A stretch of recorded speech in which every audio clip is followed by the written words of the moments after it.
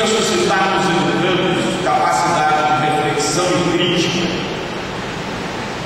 bem como a aquisição do saber, acolhimento do próximo, sensibilidade estética, capacidade de encarar os problemas da vida e de cultivar o bom humor.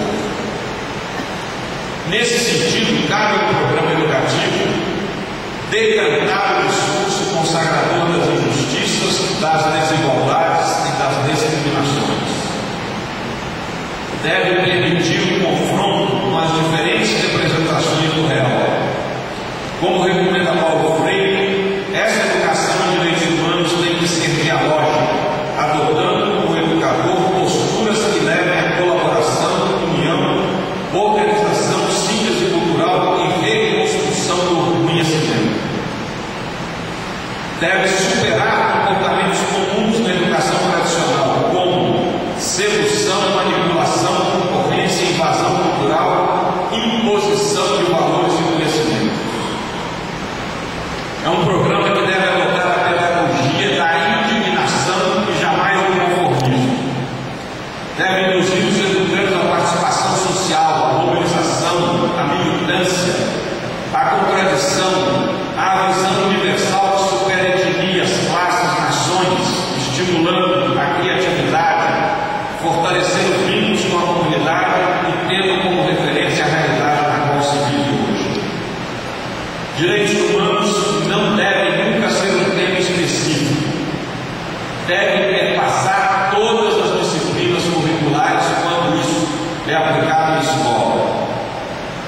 É uma metodologia que deve abranger a noção dos direitos humanos, o conhecimento dos seus documentos fundamentais, o resgate da história recente do respeito e do desrespeito a esses direitos do mundo, os horrores do nazismo aos massacres indígenas na América Latina, do racismo emergente hoje na Europa à matança dos agricultores sem terra aqui no Brasil.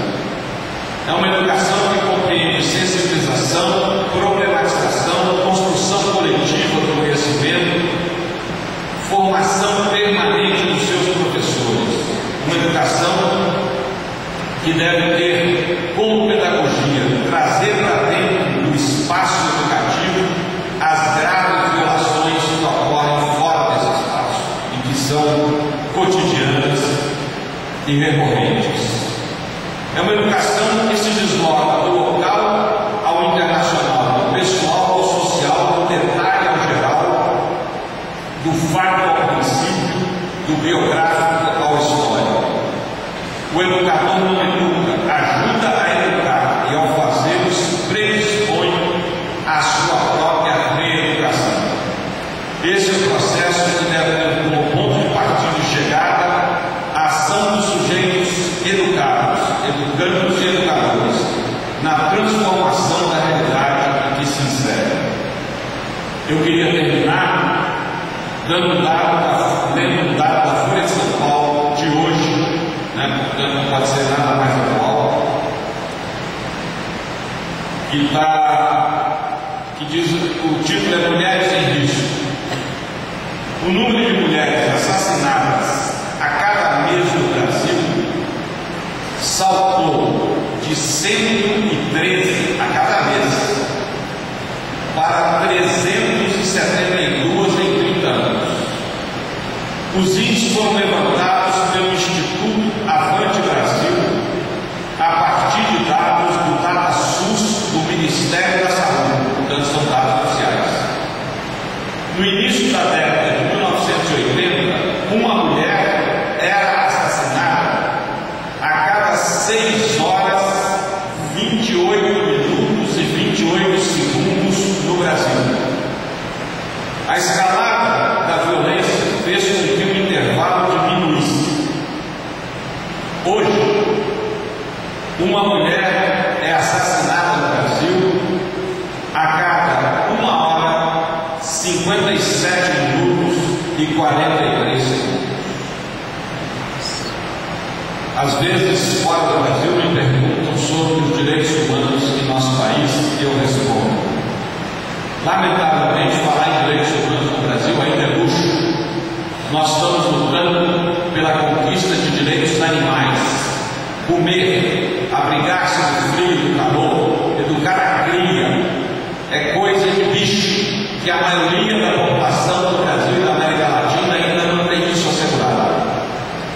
Mas nós só chegaremos à conquista desses direitos animais, até o direito fundamental, que é de uma vida digna e feliz, preservada, até que ela se esgote naturalmente. Se nós iniciarmos hoje uma pergunta autocrítica no coração de cada um de nós: quem eu considero diferente e divergente de mim? Porque cada um de nós carrega assim uma herança maldita de discriminação e preconceito. Depois de 350 anos de escravatura, a mais longa das 3 Américas que houve no Brasil, é fácil eu dizer que não tenho preconceito, mas pode ser que eu não tenha negro, mas eu índio. E a mulher? Muito bom. E a minha relação com o meu amigo muçulmano ou com o meu amigo judeu?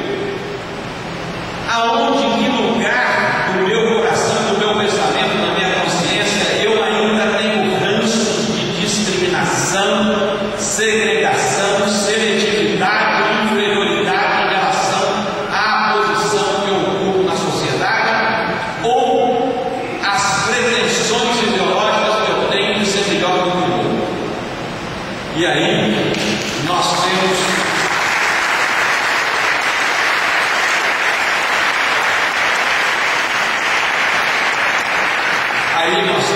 que reconhecer que o paradigma ideal ainda é aquele menino cujo nascimento nós vamos comemorar daqui uns dias.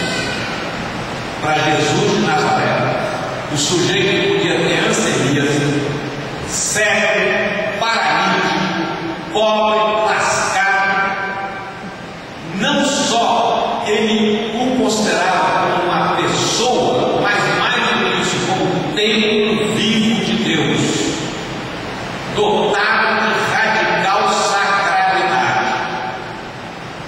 Então vamos nos lembrar disso, porque daqui a poucos dias nós estaremos comemorando uma revolução histórica, infelizmente deturpada hoje, que faz muito mal às crianças pela figura consumista de Papai Noel. Devo dizer a vocês, no dia 26 de dezembro do ano zero, o Diário de Belém publicou a seguinte manchete: família de sem terra ocupa sítio na periferia da cidade. E a notícia trazia que o Abrão, dono do sítio, sendo informado pelo capataz que um casal de sem terra havia entrado na propriedade e lá na estrebaria dado à luz a uma criança, só não foram colocados para fora a base de cacete porque a mulher estava coxuda, então esperaram que ela desse a luz.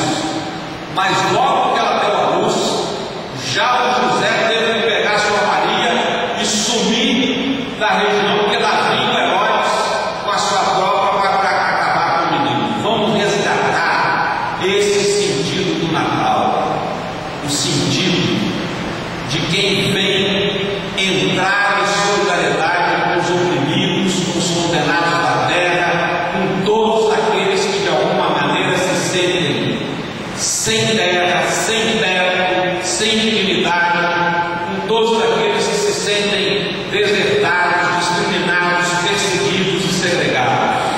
Isso que o Natal deve significar para nós. Esse é o nosso encontro com Jesus